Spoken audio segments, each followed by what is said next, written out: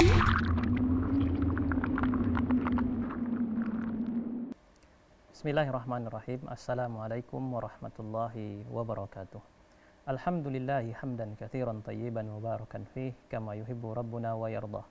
Asyhadu an la ilaha illallah wahdahu la syarika lah wa asyhadu anna Muhammadan abduhu wa rasuluh.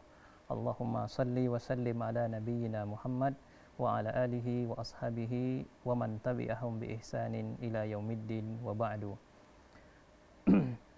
Pemirsa yang rahmati Allah, alhamdulillah kita bertemu kembali di dalam pelajaran tentang makanan dan minuman atau prinsip makanan dan minuman di dalam Islam.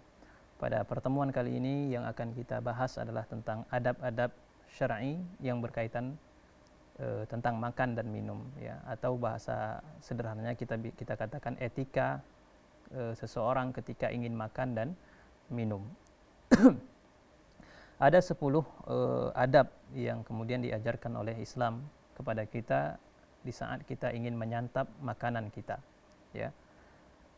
Dan adab ini merupakan hal yang paling penting yang harus diketahui oleh setiap muslim, karena kita tentunya memiliki etika-etika di dalam setiap tindak tanduk kehidupan kita. Salah satunya adalah dalam masalah makan.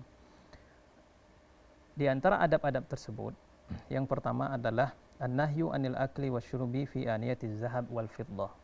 Ya, larangan atau tidak diperbolehkan bagi seorang muslim dan muslimah untuk makan dari bejana yang terbuat dari emas dan perak.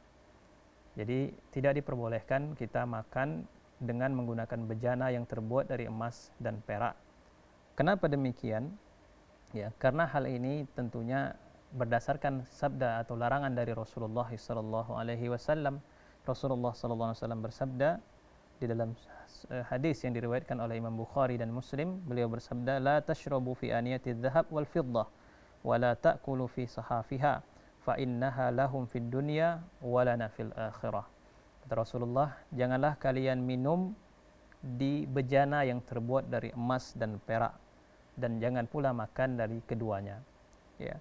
Fa innaha lahum fid dunya wa lana fil akhirah. Kata Rasulullah, itu khusus adalah mengkonsumsi makanan dengan menggunakan emas dan perak tadi, itu adalah tindakan orang-orang selain Islam atau kafir, dan kita diperbolehkan menggunakan itu nanti pada saat kita di surga, sebagaimana disebutkan oleh Rasulullah sallallahu alaihi wasallam.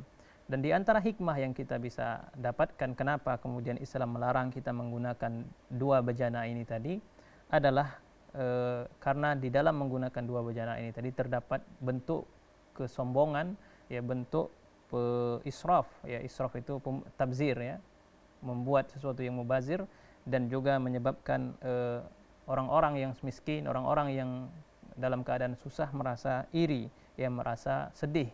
Mereka mencari makan saja sulit, sementara kita makan dengan menggunakan bejana yang terbuat dari emas dan perak. Sehingga Islam melarang hal tersebut demi keadilan sosial, ya, demi supaya semua orang tidak merasa tertekan atau merasa merasa sedih akibat tindakan dan perbuatan yang kita lakukan. Kemudian yang kedua, adab yang kedua yang juga harus dilakukan adalah ghuslul yadain qabla ta'am wa ba'dahu. Ya, ini merupakan hal yang biasa bagi kita, dan kalau seandainya kita sadari ini merupakan adab dari Islam, kita akan mendapatkan pahala darinya, yaitu mencuci kedua tangan sebelum kita makan, ya, dan setelah kita makan. Jadi mencuci kedua tangan dan baik sebelum makan ataupun sudah makan adalah bagian dari adab-adab Islam. Kemudian yang ketiga, qaulu bismillah qabla al-bad'i bit-ta'am aw asy-syarab. Ya, mengucapkan bismillah pada saat kita ingin memulai makan dan minum. Ya, artinya apa? Artinya kita bertabarruk dengan nama Allah dan memohon perlindungan dari Allah terhadap apa yang kita makan dan apa yang kita minum tersebut. Bagaimana kalau seandainya kita terlupa? Maka di sini diajarkan oleh Rasulullah sallallahu alaihi wasallam, sekiranya kita lupa hendaknya kita mengucapkan bismillah awwalihi wa akhirihi.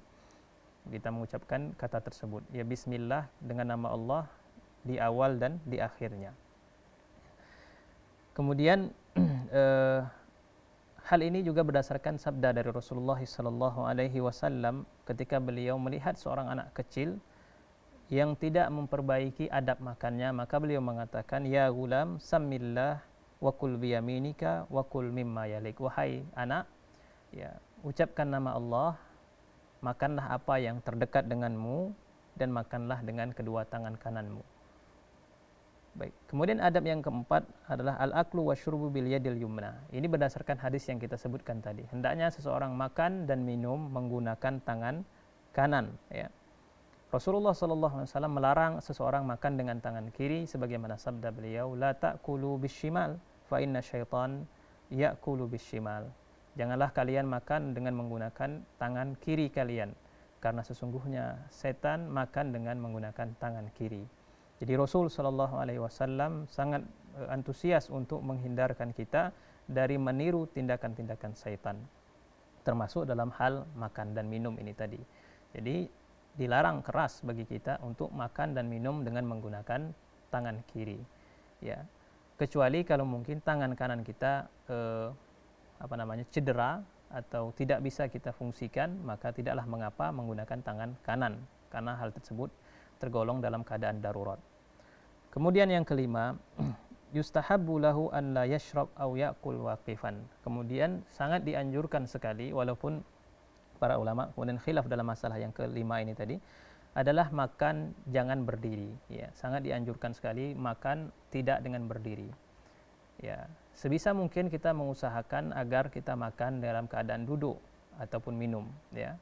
Tapi memang dalam hal ini terdapat khilaf di antara para ulama, apakah hukum makan berdiri itu haram ataukah cuma makruh saja. Tapi sebagaimana kita ketahui, kaidah umum menyebutkan al-khuruju minal khilaf aula.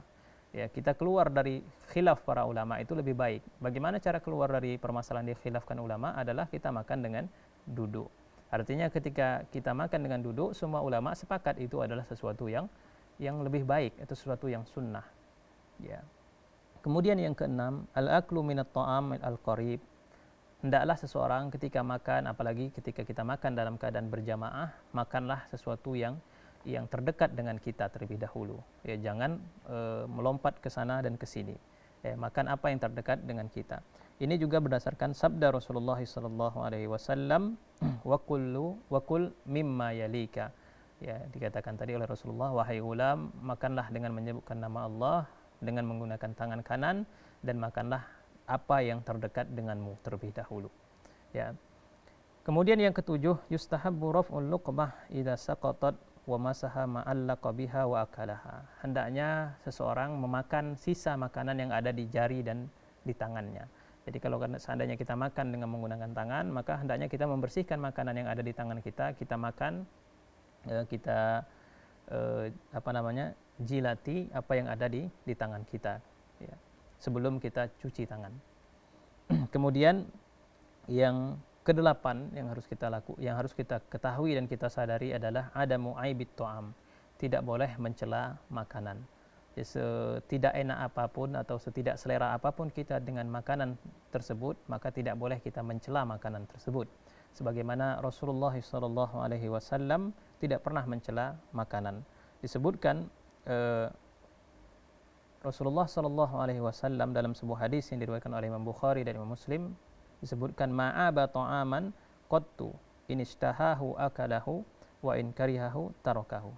Rasulullah SAW itu tidak pernah mencela sedikit pun makanan, ya. Kalau dia selera dia makan, kalau dia tidak selera maka dia meninggalkannya. Jadi kalau kita sudah dihadapkan makanan di meja makan kita, ternyata makanan tersebut tidak selera kita untuk memakannya, maka tinggalkan saja. Jangan dicela, jangan dikatakan ini makanan yang tidak enak, ini makanan yang begitu dan begini, ya, dan lain sebagainya. Maka tidak diperbolehkan seseorang mencela makanan. Sebagai bentuk kita meneladani Rasulullah SAW adalah kita mengikuti bagaimana Rasulullah SAW menyikapi makanan yang tidak dia senangi atau yang tidak dia selerakan. Kemudian yang kesembilan, adamul iksar minat ta'am, ya. Jangan banyak makan, ya, jangan terlalu memperbanyak makanan. Rasulullah SAW menyebutkan ma mala adamiyun wi'an syarran min batnin. Tidak ada satu tempat yang lebih buruk yang diisi oleh anak Adam kecuali perut mereka. Bihasabi ibni Adam laqamatu yuqimna sulbahu. Ya, cukuplah seorang anak Adam makan dengan makanan yang bisa meluruskan tulang punggungnya. Artinya makan secukupnya saja, tidak boleh terlalu kekenyangan. Fa in kana la mahallah, kalaupun tidak mungkin dia orang yang harus banyak makan, maka fasulusun li ta'amihi wa sulusun li syarabihi wa sulusun li nafsihi. Maka hendaklah dia membagi rongga perutnya ke dalam 3 bagian. Sepertiga untuk makanan, sepertiga untuk air, dan sepertiga lagi untuk bernapas. Jangan terlalu dipaksa sehingga membuat seseorang setelah makan sulit bernapas dan lain sebagainya. Yang terakhir, ketika dia setelah selesai makan, hendaklah mengucapkan alhamdulillah, ya.